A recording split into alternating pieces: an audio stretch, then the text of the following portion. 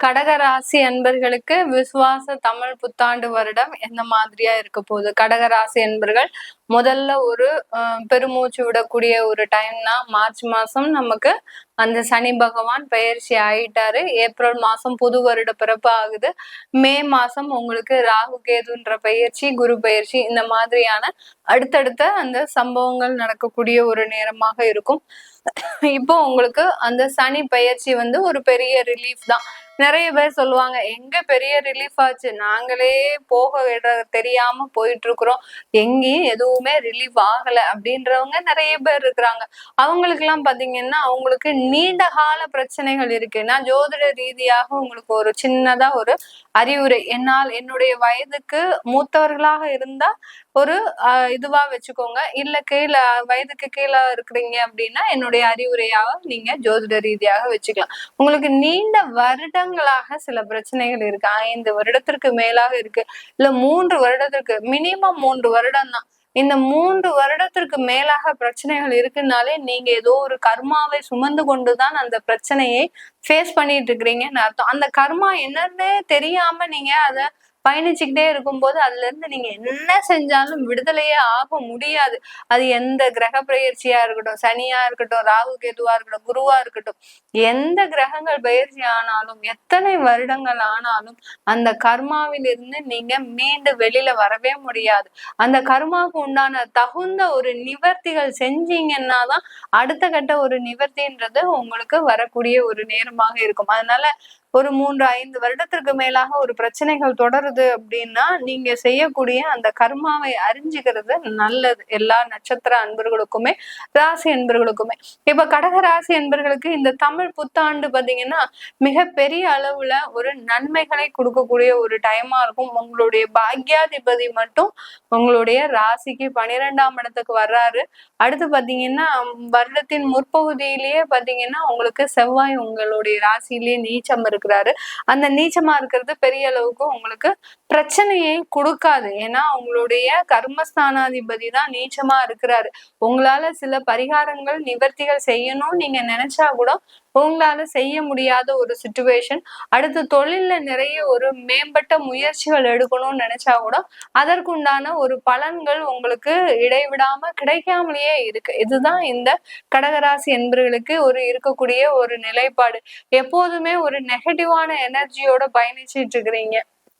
கடந்த ஒரு 3 வருடங்களாக ரொம்ப பாசிட்டிவா எதுக்குமே ஒரு சிரிப்பு முகத்தோட இருந்த இந்த கடகராசி என்பர்களுக்கு கடந்த ஒரு 3 வருடங்களாக 2.5 வருடங்களாக வாழ்க்கையில சிரிப்பே போயிடுச்சு. என்னுடைய மகிழ்ச்சியே எனக்கு போயிடுச்சு.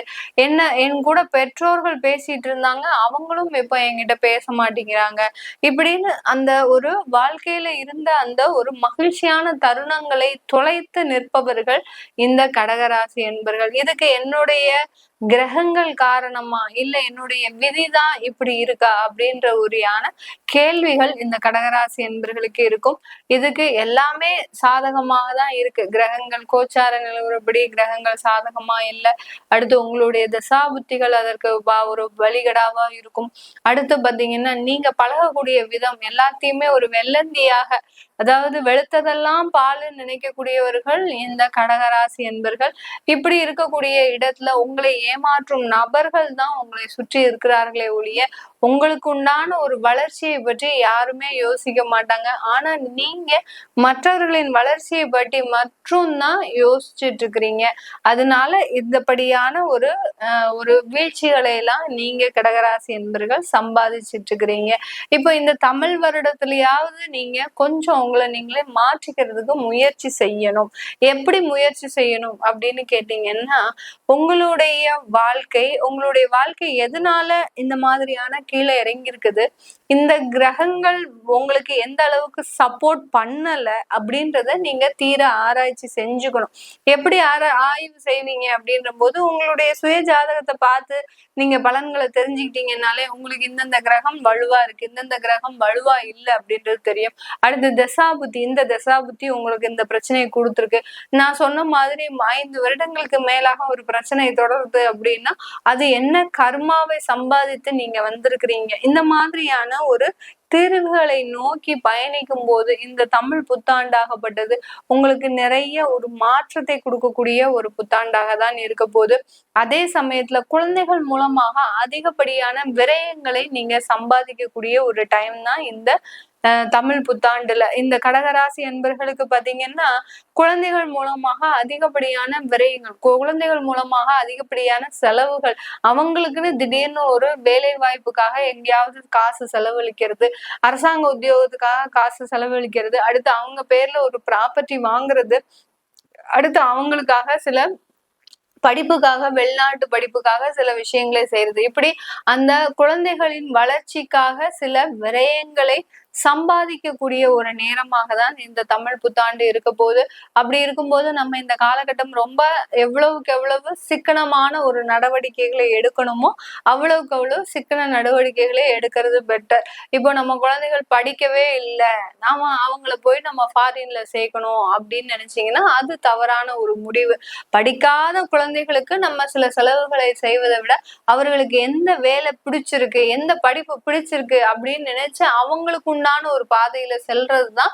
நீங்க காசு, என்கிட்ட காசு இருக்கு, நான் அதுக்காக அவனை பெருசா செலவு பண்ணி படிக்க வைக்க போறேன் அப்படின்னு நினைக்கிறது தவறு. அவங்களுக்கு என்ன பிடிச்சிருக்குதோ, அந்த குழந்தைகளுக்கு என்ன பிடிச்சிருக்குதோ அந்த மாதிரியான ஒரு நடவடிக்கைகளை எடுக்கிறது தான் இந்த கடகராசி என்பர்களுக்கு உண்டான முன்னெச்சரிக்கை நடவடிக்கை. இதுதான் இந்த இடத்துல நீங்க கவனிக்க வேண்டிய ஒரு விஷயம். ஏன்னா இந்த கடகராசி என்பர்கள் மற்றவர்கள் என்ன நினைக்கிறார்கள் அப்படின்றத விட நான் என்ன நினைக்கிறேனோ அதை தான் நீங்க செய்யணும் அப்படின்னு அந்த குடும்பத்துல ஒரு ஃபோர்ஸ் இருந்துகிட்டே இருக்கும். இந்த கடகராசி என்பர்கள் எங்க இருக்கிறாங்களோ அவங்க இந்த மாதிரியாக தான் நினைப்பாங்க. அதனால மற்றவர்களின் எண்ணத்திற்கும் மற்றவர்களின் ஆசைக்கும் இடம் கொடுங்க கடகராசி என்பர்கள். கண்டிப்பாக உங்களுக்கு உண்டான சில விரய செலவுகள் கண்டிப்பாக குறைவதற்குண்டான ஒரு நேரமாக இருக்கும். இப்ப இந்த கடகராசியில புனர்பூச நட்சத்திர அன்பர்கள் நீங்க இந்த காலகட்டத்துல பாத்தீங்கன்னா சுக்கிர திசையில இருக்கிறீங்க, இல்ல கேது திசையில இருக்கிறீங்க அப்படின்னா இந்த காலகட்டம் உங்களுக்கு ஒரு நல்ல வளர்ச்சியை கொடுக்கக்கூடிய ஒரு காலகட்டமாக இருக்கும்.